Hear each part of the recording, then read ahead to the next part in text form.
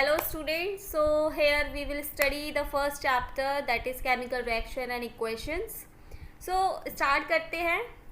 Consider the following situations of daily life and think what happened once. तो आपको ये daily life से कुछ related situations हैं, आपको सोचना है कि इसमें क्या changes हुआ है, क्या होता है, थोड़ा देखते हैं. ओके.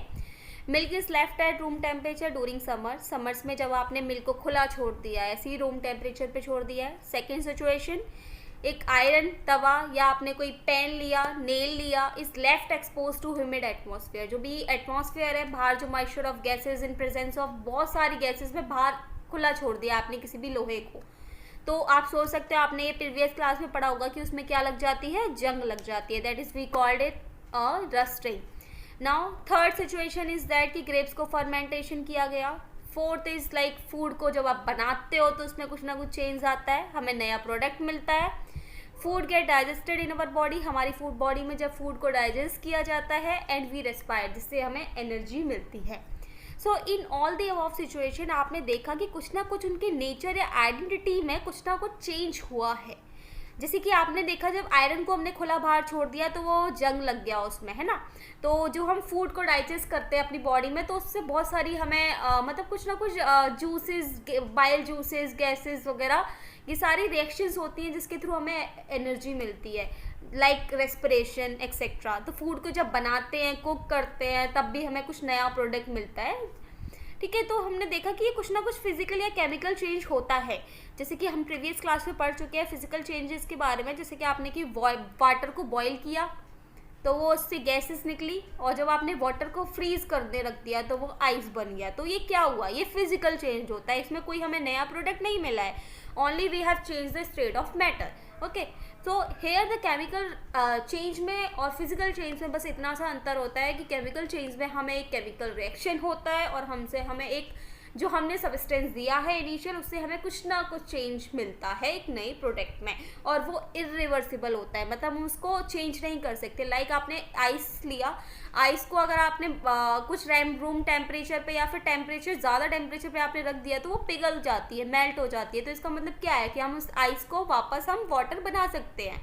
ठीक है, बट केमिकल रिएक्शन को हम जो भी हमें मिल गया उसको वापस हम तोड़ नहीं सकते ना. जैसे कि अगर मैं बोलूँ आपने फूड को कुक किया, तो आपने कुछ भी सब्जी बनाई, आलू की सब्जी बनाई, तो आलू की सब्जी बन गई. अब वापस उसमें से आप आलू तो नहीं निकाल सकते कि आप उसमें से कुछ भी मिर्च अलग से निकाल सकते हो, या फिर सारी चीज़ें आप अलग नहीं कर सकते. जो आपने लिया उसको बना दिया और एक नया प्रोडक्ट हमें मिल गया. So you may perhaps be wondering as to what is actually meant by a chemical reaction. आप सोच रहे होंगे ये chemical reaction होता क्या है. How do we come to know that a chemical reaction हुआ है कि नहीं. Let us perform some activities to find the answer to this question. तो हम activities perform करते हैं, बट ध्यान रखना ये एक्टिविटी आपको टीचर के असिस्टेंट्स में करनी है, और जब एक्टिविटी करो तो सूटेबल आई ग्लासेस पहनना है. ओके, नाउ स्टार्ट करते हैं कि आपने मैग्नीशियम रिबन लिया. मैग्नीशियम का केमिकल फॉर्मूला क्या होता है, Mg. नाउ मैग्नीशियम रिबन लिया आपने 3 या 4 सेंटीमीटर का, उसको रब किया सैंड पेपर से. आफ्टर सैंड पेपर के बाद उसको हमने चिमटे या किसी भी हेल्प से हमने उसको होल्ड किया और उसको जलाया, उसको बर्न किया with using a spirit lamp. इसको हम बर्नर बोलते हैं, इसको स्प्रिट लैम्प भी बोल सकते हैं. After that we have collected, उसको जब हम जला रहे हैं तो जलाने में क्या मिलता है, हमें ऑक्सीजन मिलता है, बर्न होता है, वो ऑक्सीजन की प्रेजेंस में बर्न हो रहा है. After that we have found a white powder. इसी जो हमें वॉच ग्लास में मिला, इस प्लेट में मिला, जिसको हम क्या बोलते हैं, वॉच ग्लास, उसको हमें क्या मिला, ये वाइट पाउडर मिला है. इसको बोलते हैं मैग्नीशियम ऑक्साइड, क्योंकि मैग्नीशियम को बर्न किया गया with the help of oxygen, combustion हुआ, उसके बाद हमें क्या मिला, मैग्नीशियम ऑक्साइड मिला. ठीक है, तो याद रखना कि जब भी आप मैग्नीशियम रिबन को बर्न करो तो प्लीज़ दूर से करना, क्योंकि आंखों में भी चोट आ सकती है. तो सूटेबल आई ग्लासेस पहन के करना. तो ये हमने एक्टिविटीज़ देख ली. तो आपने ऑब्जर्व किया कि मैग्नीशियम रिबन को जब भी बर्न किया जाता है किसी भी बर्नर या डेजलिंग वाइट फ्लेम से, और वो चेंज हो जाता है वाइट पाउडर में. तो आपने देखा ये जो वाइट पाउडर है उसी को हम क्या बोलते हैं, मैग्नीशियम ऑक्साइड. ये कैसे फॉर्म हुआ, due to the reaction between the magnesium and oxygen present in the air. Okay, now let's see about the activity 1.3. here we take some few zinc granules in a conical flask या test tube. हमने test tubes में कुछ zinc के granules लिए और उसको हमने test tube में लिया, उसमें हमने H2SO4 या sulphuric acid, dilute sulphuric acid हमने उस पर मिला लिया। उसके बाद याद रखना जब भी एसिड को लो तो बहुत ही केयर से लेना, क्योंकि वो आपके हाथ को जला भी सकता है। इट वेरी मतलब डेंजरस होता है, आपको प्लीज़ कॉशंस फॉलो करना है उसको लेने से पहले। आफ्टर दैट यू हैव सी कि आप कुछ देखोगे कि उसमें जैसे ही आपने जिंक के ग्रेनुअल्स में आपने जैसे ही H2SO4 मिलाया ना, तो उसमें हाइड्रोजन गैस इवॉल्व होने लगी, कुछ ना कुछ उसमें मतलब हाइड्रोजन गैस इवॉल्व होने लगती है।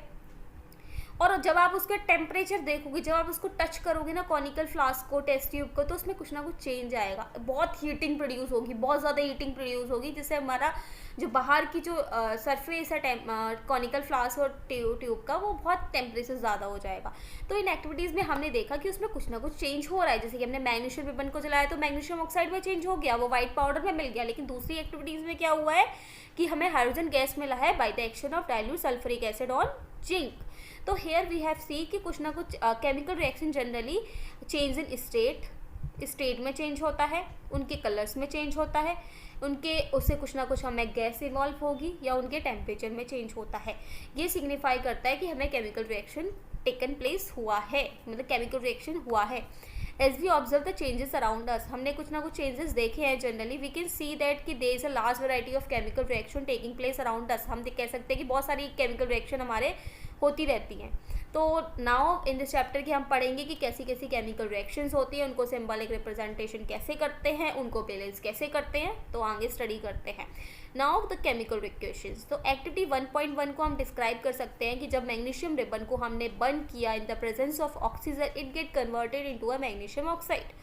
तो यहाँ पे क्या मिला है हमें कि अब ये इक्वेशन देखिए आप कि मैग्नीशियम को जब ऑक्सीजन की प्रेजेंस में बर्न करते हो तो हमें मैग्नीशियम ऑक्साइड मिलता है। तो जो LHS साइड में जो प्रोडक्ट है उसको LHS साइड में जो भी है उसको बोलते हैं हम रिएक्टेंट्स, और जो RHS में मिला है उसको हम बोलते हैं प्रोडक्ट। तो जो substance that undergo chemical change in the reaction that is magnesium oxygen. तो जिसमें जो केमिकल चेंज हुआ है उनके सब्सटेंस है वो कौन है, मैग्नीशियम एंड ऑक्सीजन, इनको बोलते हैं हम रिएक्टेंट्स। और जो न्यू सब्सटेंस हमें मिला है उसको बोलते हैं magnesium oxide during the reaction as a product form हुआ है। ठीक है, तो ये हमने देख लिया। Now write a chemical reaction. हम केमिकल रिएक्शंस को कैसे लिखेंगे? केमिकल रिएक्शन को सिंपल सा हम इजी सा फॉर्मूला हमने जानते हैं कि हमने प्रीवियस चैप्टर में पढ़ा है कि उनके केमिकल फॉर्मूले से हम डिनोट करते हैं। Like chemical equations can be made more concise and useful if we use chemical formulae instead of words, क्योंकि हम जब मैग्नीशियम पूरा लिखेंगे, ऑक्सीजन को पूरा लिखेंगे तो वो बहुत ही बड़ा बड़ा लगता है। तो हमें इसको छोटा करने के लिए हम क्या करेंगे, कुछ केमिकल फॉर्मूलेज का यूज़ करेंगे इंस्टेड ऑफ वर्ड्स। तो केमिकल फॉर्मूले लाइक मैग्नीशियम का फॉर्मूला होता है Mg, ऑक्सीजन का होता है O2, एंड उससे हमें क्या मिलता है MgO। हमने ऐड कर दिया, कंबाइन कर दिया, और ये Mg और O2 ये क्या कहलाएंगे बच्चों, ये होंगे हमारे रिएक्टेंट्स। और ये राइट हैंड साइड में जो हमें क्या मिला है ये हमारा है प्रोडक्ट। ठीक है, तो chemical equation represent a chemical reaction होती है, जैसे कि आप देख सकते हैं।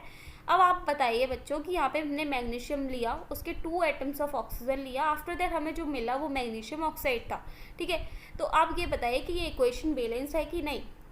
ठीक है, तो बच्चों आप इसके बारे में थोड़ा सोचना कि इक्वेशन बैलेंस्ड है कि नहीं, और इसके बाद हम नेक्स्ट वीडियो में हम देखेंगे कि कैसे केमिकल इक्वेशंस को हमें बैलेंस करना है। ठीक है, और आपको बहुत मज़ा आया होगा पढ़ने में। और अगर मुझसे कुछ भी कमी होती है या फिर कुछ भी दिक्कत होती है, अगर समझ में नहीं आता, या फिर आप कुछ और चाहते हो कि मैं आपको बोर्ड से पढ़ाऊँ या मैं आपको और अच्छे से पढ़ाऊँ, तो मैं वो भी करूँगी। आप मुझे प्लीज़ कमेंट्स में बताइए कि आप कैसे पढ़ना पसंद करेंगे, और please support me, like share and subscribe.